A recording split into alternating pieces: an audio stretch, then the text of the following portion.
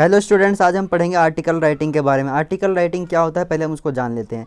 A piece of writing intended for publication in a newspaper, magazine और journal. मतलब एक छोटी सी राइटिंग होती है जिसको न्यूज़पेपर में छापा जाता है, मैगजीन में छापा जाता है और जर्नल में छापा जाता है। It is written for a wide audience in an interesting और एंटरटेनिंग मैनर। इसको लिखा जाता है एक वाइड ऑडियंस के लिए, मतलब एक बहुत बड़े ऑडियंस के लिए लिखा जाता है। तो अगर तुम कोई भी चीज़ बना रहे हो बड़े ऑडियंस के लिए, चाहे फिल्म बना रहे हो चाहे गाना बना रहे हो, तो उसको थोड़ा इंटरेस्टिंग और एंटरटेनिंग वे में बनाना पड़ता है, ठीक है, और सिंपल भी, ठीक है। तो इस ये जो है आर्टिकल राइटिंग एग्ज़ाम में आते हैं। वैसे तो अभी फ़िलहाल के लिए आप 9-10th के स्टूडेंट हो गए, 11-12th के, तो अभी आपके लिए एग्ज़ाम में आता है, ठीक है। तो ये होते हैं 10 मार्क्स का। 1 मार्क्स आपको तभी मिल जाता है जैसे कि आप टाइटल लिख देते हो। जैसे कि आपको लेट से आया पॉल्यूशन के बारे में, आपने लिख दिया पॉल्यूशन बाय, अपना नाम लिख दिया, या फिर अगर क्वेश्चन में किसी और का नाम दे रखा है तो वो नाम लिख दो, या क्वेश्चन में नाम नहीं दे रखा तो अपना नाम लिख दो, तो आपको मिल जाएंगे 1 मार्क्स। जैसे पॉल्यूशन, मेरा नाम है अभिषेक, पॉल्यूशन बाय अभिषेक, यानी कि ये हो गया हमारा राइटर नेम, ऊपर हो गया हमारा टाइटल, ये होता है हमारा 1 मार्क्स का, ठीक है। फिर होता है हमारा कंटेंट जो कि 4 मार्क्स का होता है, मतलब जो आप पूरा लिखोगे वो कंटेंट हमारा होता है 4 मार्क्स का। फिर होता है हमारा ग्रामर जो कि होता है 2.5 मार्क्स का। उसके बाद होता है हमारा स्टाइल, ग्रामर यानी कि इज़ आर एम वगैरह जितनी भी चीज़ें हैं, मॉडल्स वगैरह सब कुछ सही होना चाहिए, और टेंस वेंस का सही से प्रयोग। टेंस मैं लाने वाला हूँ और आपको बहुत अच्छे से बताने वाला हूँ टेंस कैसे होता है एकदम ईजी वे में, ठीक है। तो ग्रामर के 2.5 मार्क्स। और style of writing, style of writing क्या होता है अब, कि आप उसमें कौन कौन से आइडियाज़ लिखे हो, कैसे कैसे थॉट्स लिखे हो, कि मतलब पॉल्यूशन जो होता है आप ऐसे पॉल्यूशन से कैसे बच सकते हो, तो क्या आइडियाज़ हैं आपके, क्या थॉट्स हैं आपके पॉल्यूशन के बारे में, और कितना रेलेवेंट है आज के टाइम पे, ठीक है। वो सारी चीज़ें आते हैं आपकी आर्टिकल राइटिंग की स्टाइल ऑफ राइटिंग में, और कितने अच्छे से आपने लिखा है, ठीक है। इसके भी 2.5 मार्क्स होते हैं। तो अब हम आ जाते हैं आर्टिकल राइटिंग के इंग्रेडिएंट्स यानी कि पैटर्न, ठीक है। सबसे पहले आपको टाइटल ऑफ द आर्टिकल लिखना है, फिर राइटर का नेम लिखना है, फिर बॉडी ऑफ आर्टिकल लिखना है, यानी कि जो मेन बॉडी आ जाती है उसके बाद ऊपर लिखोगे। जैसे लेट से पॉल्यूशन है तो pollution, pollution bye Abhishek Gupta, Abhishek Gupta मैं अपना नाम बोल रहा हूँ, तुम अपना नाम लिखोगे, या फिर क्वेश्चन में जो है वो लिखोगे, ठीक है, राइटर्स नेम। उसके बाद लिखोगे बॉडी ऑफ द आर्टिकल और मेन बॉडी, ठीक है। उसमें डालोगे इंट्रोडक्शन, डिस्क्रिप्ट। इंट्रोडक्शन पहले समझते क्या था, इंट्रोडक्शन से कोई भी चीज़ लिख रहे हो ना, कई बार बच्चा जानता है कैसे शुरू कर देगा, वो सीधा उठाएगा लास्ट की लाइन शुरू में लिख देगा। यानी कि लास्ट की लाइन शुरू में लिखने का मतलब क्या, जैसे कि अगर लेट से आप पॉल्यूशन के बारे में लिख रहे हो तो पॉल्यूशन के बारे में क्या लिखना सही रहेगा कि द एडिशन ऑफ पॉल्यूटेंट्स, हाँ, the addition of pollutants in environment is called pollution. ये एकदम शुरू से शुरू हुआ, ये हमारा होता है इंट्रोडक्शन, शुरू से शुरू करना। तो ऐसे शुरू करना होता है, ये नहीं कि 4 टाइप के पॉल्यूशन होते हैं, सॉइल पॉल्यूशन, फिर लिखोगे there are 3 types of pollution, soil pollution, water pollution और सॉइल पॉल्यूशन। कई बार क्या करता है बच्चा, सॉइल पॉल्यूशन लिखना शुरू कर देता है, पॉल्यूशन के बारे में आता है, वाटर पॉल्यूशन लिखना शुरू कर देता है।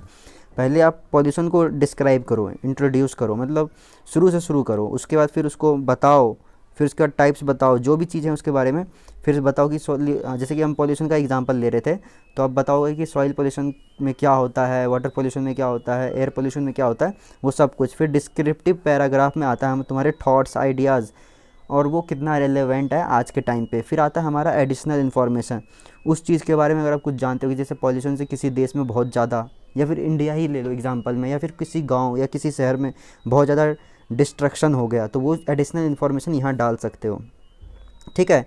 क्योंकि पॉल्यूशन के बारे में तो जानते हो क्या क्या होता है, तो वो सारी चीज़ें एडिशनल इन्फॉर्मेशन यहाँ पे डाल सकते हो। और इतना लिखते लिखते ना, और कॉन्क्लूजन तक आते हैं 200-250 वर्ड हो जाएंगे, और तुमको 10 नंबर मिल जाएंगे, ठीक है स्टूडेंट्स, और आप लोगों को 10 नंबर्स मिल जाएंगे, ठीक है। तो अब हम आगे बढ़ते हैं।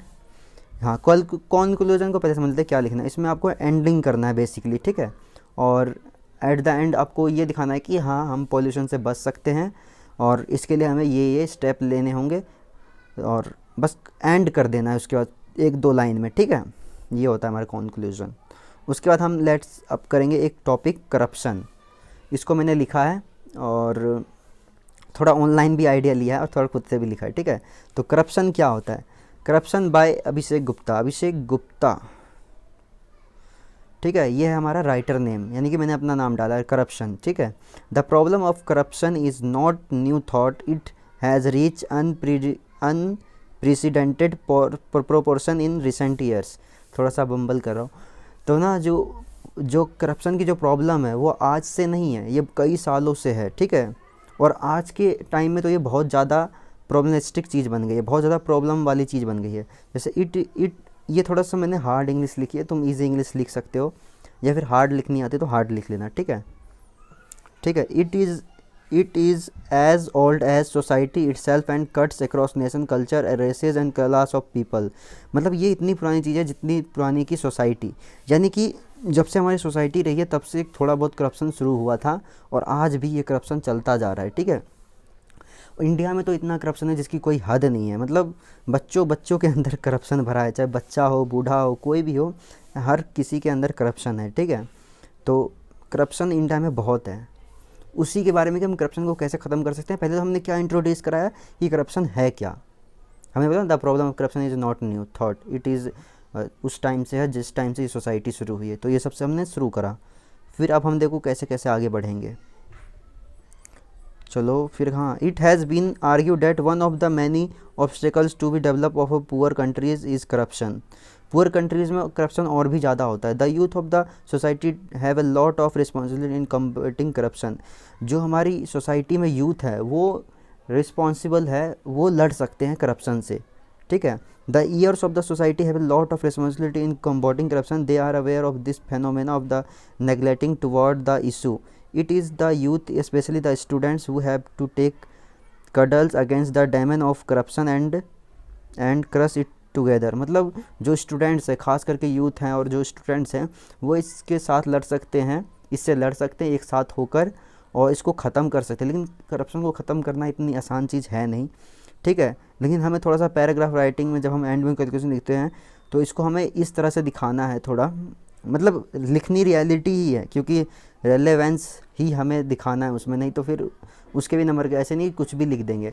लेकिन हाँ, अगर हम चाहें, अगर हम सब एकजुट होके अगर हम सच्चाई का साथ दें तो हम करप्शन ख़त्म कर सकते हैं। तो इसमें जैसे कि मैंने क्या लिखा हुआ है कि करप्शन को हमें ख़त्म करने के लिए हम सबको एक साथ होना पड़ेगा, जो कि सच है।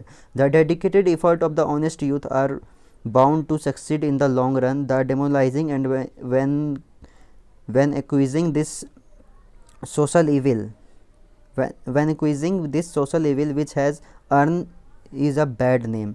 मतलब जो इस सोसाइटी में इतने गलत नाम से मतलब फेमस है, जो कि है करप्शन, उसको हमें हराना है, ठीक है। इसमें सक्सेस पाने के लिए हम सबको साथ होना पड़ेगा और सबको ऑनेस्ट होना पड़ेगा। इसको आप और भी बढ़ा सकते हो। मैंने एक और लिखा है about travel and important source of education. इंसान ट्रैवल करके बहुत कुछ सीख सकता है और ये सच है, मैंने ट्रैवल करके बहुत कुछ सीखा है, ठीक है। और बहुत सारे लोग बहुत कुछ सीखते हैं ट्रैवल करके, ठीक है। To travel is to discover. अगर आप ट्रैवल करते हो तो आप डिस्कवर करते हो चीज़ों को, वहाँ के लोगों को देखते हो, वहाँ के लोग क्या पहनते हैं, वहाँ के लोग क्या भाषा बोलते हैं। कई बार मैं हरियाणा गया था तो मैं हरियाणी बोलने लग गया था, ठीक है। और कोई भी अगर कोई हरियाणा जाता है, वहाँ के लोगों से मिलता है, अच्छे बुरे लोग मिलते हैं, ठीक है, तो उन सब से कुछ जानने को मिलता है। फिर तुम्हारी एजुकेशन जो होती है वो भी बेटर होती है। वहाँ के लोगों के साथ अगर 1-2 महीना रह लोगे तो आपको उसकी भाषा बोलने चाहिए। अगर आप पंजाबी के पास रहने लग गए, मानते हो पंजाब चले गए, तो आप थोड़ा बहुत पंजाबी जान जाओगे, तुम्हें वहाँ के लोगों का एक्सपीरियंस जानने को मिलेगा। वहाँ ट्रैवल करोगे तो एक अलग ही एक्सपीरियंस होगा जो तुम्हें याद भी रहेगा, ठीक है, फ्यूचर में। और उस जगह से तुम्हें एक थोड़ा सा जुड़ाव हो जाएगा, जैसे कि जुड़ाव सा हो जाएगा। जैसे कि आप इंडिया में रहते हो, ठीक है, आप ऑस्ट्रेलिया चले जाओ और इंडिया में बाढ़ आया तो आप डोनेट करोगे, सोचोगे अरे यार इंडिया मुश्किल में है, तो आप क्या करोगे, डोनेट करने की कोशिश करोगे और पक्का डोनेट करोगे। लेकिन अगर आप यहाँ रह रहे हो और ऑस्ट्रेलिया में लेट से आ जाए, ठीक है, तो आपको उतना कोई वो नहीं रहेगा, क्योंकि आप वहाँ गए नहीं कभी रहने के लिए, तो आपको उतना कोई लेकिन अगर आप ऑस्ट्रेलिया गए होगे तो आपके अंदर थोड़ा सा वाइब आएगा कि कुछ डोनेट करते हैं, इनकी हेल्प करते हैं, ठीक है। बहुत हो गई बात, अब आगे।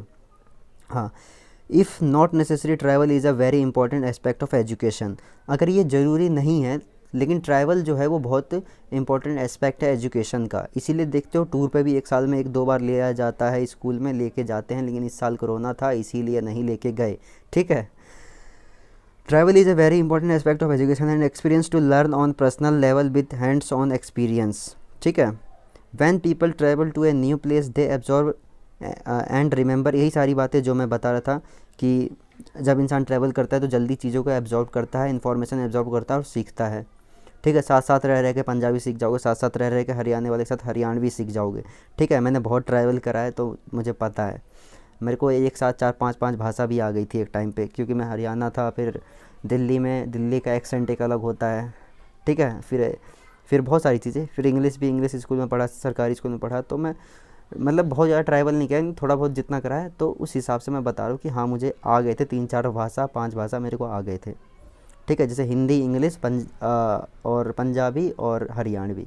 ठीक है, travelling to other parts of the country provide the opportunity to see different countries practising their everybody lives.